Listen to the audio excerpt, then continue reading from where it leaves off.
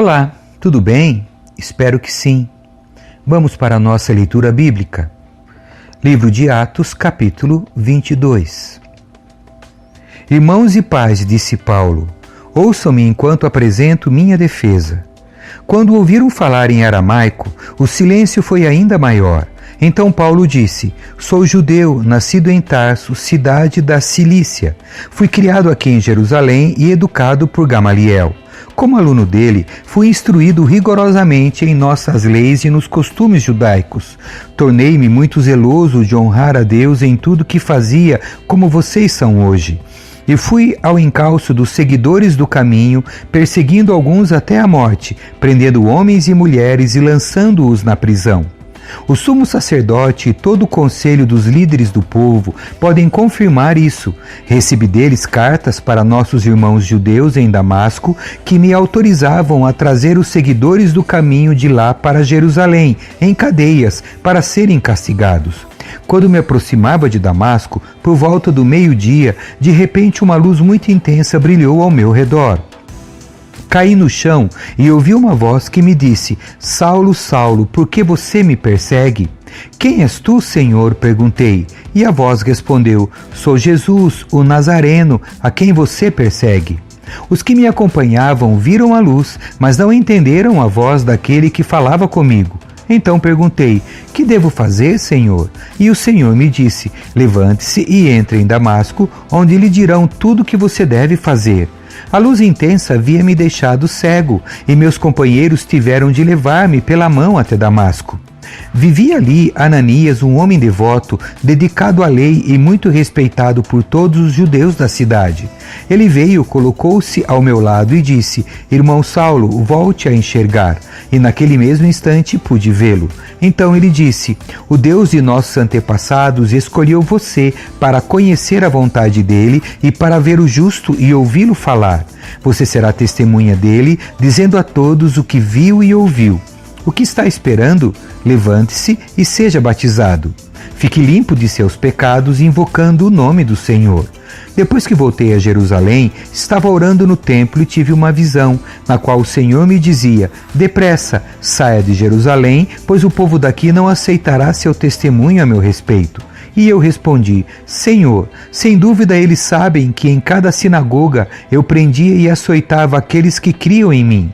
E quando Estevão, tua testemunha, foi morto, eu estava inteiramente de acordo. Fiquei ali e guardei os mantos que eles tiraram quando foram apedrejá-lo.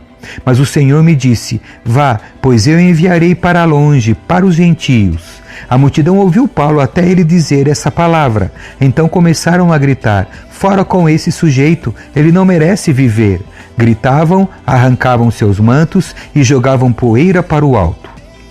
Paulo revela sua cidadania romana. O comandante trouxe Paulo para dentro e ordenou que ele fosse açoitado e interrogado a fim de descobrir por que a multidão tinha ficado tão furiosa. Quando amarravam Paulo para açoitá-lo, ele disse ao oficial que estava ali, a lei permite açoitar um cidadão romano sem que ele tenha sido julgado? Ao ouvir isso, o oficial foi ao comandante e perguntou, o que o senhor está fazendo? Esse homem é cidadão romano. O comandante perguntou a Paulo, diga-me, você é cidadão romano? Ele respondeu, sim, eu sou. Eu também, disse o comandante, e paguei caro por minha cidadania. Paulo respondeu, mas eu sou cidadão de nascimento. Quando os soldados que estavam prestes a interrogar Paulo ouviram que ele era cidadão romano, retiraram-se de imediato. Até mesmo o comandante ficou com medo ao saber que Paulo era cidadão romano, pois tinha mandado amarrá-lo. Paulo diante do conselho dos líderes. No dia seguinte, o comandante ordenou que os principais sacerdotes se reunissem com o conselho dos líderes do povo. Queria descobrir exatamente qual era o problema, por isso soltou Paulo e mandou que o trouxessem diante deles. Capítulo 23. Paulo olhou fixamente para o conselho dos líderes do povo e disse, irmãos, tenho vivido diante de Deus com a consciência limpa. No mesmo instante, o sumo sacerdote Ananias ordenou aos que estavam perto de Paulo que lhe desse um tapa na boca. Então Paulo lhe disse: Deus o ferirá, seu grande hipócrita. Que espécie de juiz é o Senhor, desrespeitando a lei, ao mandar-me agredir dessa forma? Os que estavam perto de Paulo lhe disseram: Você ousa insultar o sumo sacerdote de Deus? Irmãos, não sabia que ele era o sumo sacerdote, respondeu Paulo, pois as Escrituras dizem: Não fale mal de suas autoridades. Sabendo Paulo que alguns membros do conselho dos líderes do povo eram saduceus e outros fariseus, gritou: Irmãos, sou fariseu como eram meus antepassados, e estou sendo julgado por causa de minha esperança na ressurreição dos mortos. Quando Paulo disse isso, o conselho se dividiu, fariseu contra saduceu, pois os saduceus afirmam não haver ressurreição, nem anjos, nem espíritos, mas os fariseus creem em todas essas coisas. Houve grande alvoroço. Alguns dos mestres da lei, que eram fariseus, se levantaram e começaram a discutir energicamente. Não vemos nada de errado com este homem, gritavam. Talvez um espírito ou um anjo tenha falado a ele. A discussão ficou cada vez mais violenta e o comandante teve medo de que Paulo fosse feito em pedaços. Assim, ordenou que os soldados o retirassem à força e o levassem de volta à fortaleza. Naquela noite, o Senhor apareceu a Paulo e disse: Tenha ânimo, Paulo. Assim como você testemunhou a meu respeito aqui em Jerusalém, deve fazê-lo também em Roma. O plano para matar Paulo.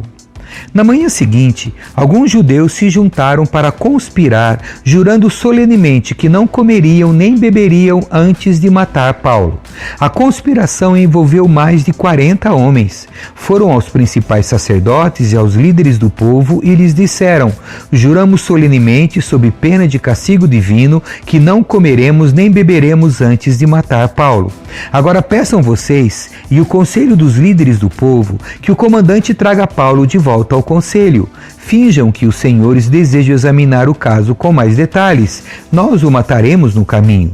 Contudo, o sobrinho de Paulo, filho de sua irmã, soube do plano deles e foi à fortaleza contar a seu tio. Então Paulo mandou chamar um dos oficiais romanos e disse: Leve esse rapaz ao comandante. Ele tem algo importante para lhe contar. O oficial o levou ao comandante e explicou: O preso Paulo me chamou e pediu que eu trouxesse ao senhor este rapaz, pois ele tem algo a lhe contar. O comandante tomou o rapaz pela mão e o levou à parte. O que você quer me dizer? Perguntou. O sobrinho de Paulo respondeu: Alguns judeus pedirão que o senhor apresente Paulo diante da reunião do conselho amanhã, fingindo que desejam obter mais informações. Não acredite neles. Há mais de 40 homens emboscados para matar Paulo. Juraram solenemente, sob pena de castigo divino, que não comeriam nem beberiam antes de matá-lo. Estão de prontidão, apenas esperando sua permissão. O comandante despediu o rapaz e o advertiu: Não deixe ninguém saber que você me contou isso. Paulo é enviado a Cesareia. Então o comandante chamou 2 de seus oficiais e ordenou: Preparem 200 soldados para partir a Cesareia hoje às 9 da noite. Levem também 200 lanceiros e 70 soldados a cavalo. Providenciem um cavalo para Paulo e levem-no em segurança ao governador Félix. Em seguida, escreveu a seguinte carta ao governador: De Cláudio Lísias ao excelentíssimo governador Félix, saudações. Esse homem foi capturado por alguns judeus que estavam prestes a matá-lo quando cheguei com meus soldados. Ao ser informado que ele era cidadão romano, transferi-o para um lugar seguro.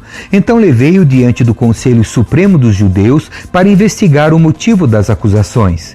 Não demorei a descobrir que ele era acusado de algo relacionado à lei religiosa, sem dúvida nada que justifique a pena de morte ou mesmo a prisão. Fui informado, porém, de uma conspiração para matá-lo e enviei-o de imediato ao Senhor. Também informei aos acusadores que devem apresentar suas denúncias diante do Senhor. Naquela noite, os soldados cumpriram as ordens que haviam recebido e levaram Paulo até Antipatride. Voltaram à fortaleza na manhã seguinte, enquanto a cavalaria prosseguia com ele. Quando chegaram a Cesareia, apresentaram Paulo e a carta ao governador Félix. O governador leu a carta e perguntou a Paulo de que província ele era. Da Cilícia, respondeu Paulo. Ouvirei seu caso pessoalmente quando seus acusadores chegarem, disse o governador. Em seguida, ordenou que Paulo fosse mantido na prisão do palácio que Herodes havia construído. Capítulo 24. Paulo diante de Félix. 5 dias depois, o sumo sacerdote Ananias chegou com alguns dos líderes do povo e um advogado chamado Tértulo para exporem ao governador sua causa contra Paulo. Quando Paulo foi chamado, Tértulo apresentou as acusações. Excelentíssimo Félix, o Senhor tem proporcionado a nós, judeus, um longo período de paz e com perspicácia tem realizado reformas que muito nos beneficiam. Por todas essas coisas, nós lhe somos extremamente gratos. Contudo, não desejo tomar seu tempo, por isso peço sua atenção apenas por um momento. Constatamos que este homem é um perturbador, que vive causando tumultos entre os judeus de todo o mundo. É o principal líder da seita conhecida como os Nazarenos. Quando prendemos, estava tentando profanar o templo. Nós queríamos julgá-lo de acordo com nossa lei, mas Lísias, o comandante do regimento, usou de força e o tirou de nossas mãos, e ordenou a nós, os acusadores, que nos apresentássemos perante o Senhor. Nossas acusações poderão ser confirmadas quando o Senhor interrogar Paulo pessoalmente. Os outros judeus concordaram e declararam ser verdadeiro o que Tértulo tinha dito. Quando Paulo recebeu um sinal do governador para falar, disse: sei que o Senhor tem julgado questões dos judeus há muitos anos e, portanto, apresento-lhe minha defesa de bom grado. O Senhor poderá verificar com facilidade que cheguei a Jerusalém não mais que 12 dias atrás para adorar no templo. Meus acusadores não me encontraram discutindo com ninguém no templo, nem causando tumulto em nenhuma sinagoga, nem nas ruas da cidade. Eles não podem provar as acusações que fazem contra mim. Reconheço, porém, que sou seguidor do caminho, que eles chamam de seita. Adoro Deus de nossos antepassados e creio firmemente na lei judaica e em tudo que está escrito nos profetas. Tenho em Deus a mesma esperança desses homens, de que Ele ressuscitará tanto os justos como os injustos. Por isso, procuro sempre manter a consciência limpa diante de Deus e dos homens. Depois de estar ausente por vários anos, voltei a Jerusalém com dinheiro para ajudar meu povo e apresentar ofertas. Meus acusadores me viram no templo depois que completei minha cerimônia de purificação. Não havia multidão nenhuma ao meu redor e nenhum tumulto. Só estavam ali alguns judeus da Ásia e são eles que deveriam estar aqui diante do Senhor para me acusar, se tem algo contra mim.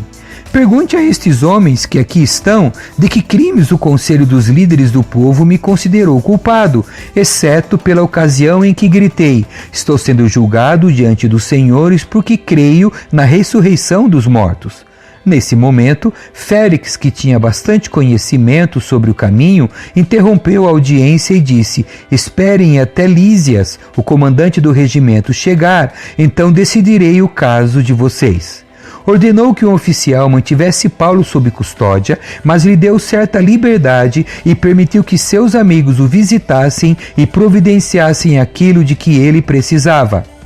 Alguns dias depois, Félix voltou com sua esposa Drúzila, que era judia. Mandou chamar Paulo e os dois ouviram enquanto ele lhes falava a respeito da fé em Cristo Jesus. Quando Paulo passou a falar da justiça divina, do domínio próprio e do dia do juízo que estava por vir, Félix teve medo e disse: pode ir por enquanto. Quando for mais conveniente, mandarei chamá-lo outra vez. Félix também esperava que Paulo lhe oferecesse dinheiro, de modo que mandava buscá-lo com frequência e conversava com ele. Assim se passaram 2 anos e Félix foi sucedido por Pórcio Festo e, uma vez que Félix desejava obter a simpatia dos judeus, manteve Paulo na prisão. Amém. Que Deus abençoe a sua leitura. Tchau.